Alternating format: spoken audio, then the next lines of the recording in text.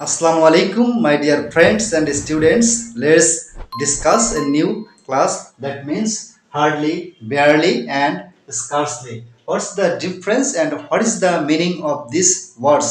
এই শব্দগুলোর অর্থগুলো কি কি? যদি অর্থ ক্লিয়ার জানা থাকে তাহলে সেন্টেন্সতে মানে বোঝা বা সেন্টেন্স করা সহজ হবে। আমরা দেখব হার্ডলি, স্কার্সলি, বেয়ারলি তিনটি মানে ওয়ার্ডের শব্দ আমি এখানে লিখে দিয়েছি। তিনটি ওয়ার্ডের অর্থ। হার্ডলি অর্থ কদাচিৎ।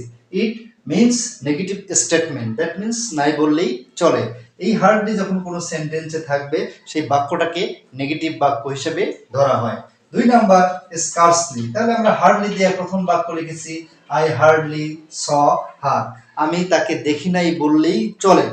অথবা আই হার্ডলি স হার, আমি কদাচিৎ তাকে দেখলাম। There are scarcely 10 bags in the class. Scarcely বড় জোর, বেশি নয়। ক্লাসে বড় জোর 10টি ব্যাগ আছে, এর বেশি নয়। প্রায়ই নয় অথবা বড় জোর বেশি নয়। There are scarcely 10 bags. ক্লাসে 10টি ব্যাগ এর বেশি নয়, বড় জোর 10টি ব্যাগ রয়েছে।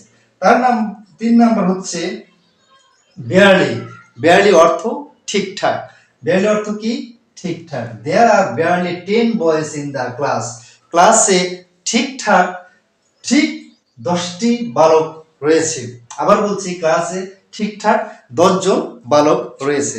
হার্ডলি কদাচিৎ, স্কার্সলি বড় জোর, আর বেয়ারলি হচ্ছে ঠিকঠাক। তো প্রিয় বন্ধুরা, আজ এখানেই, আবার দেখা হবে নতুন কোনো ভিডিও নিয়ে। Thanks for watching.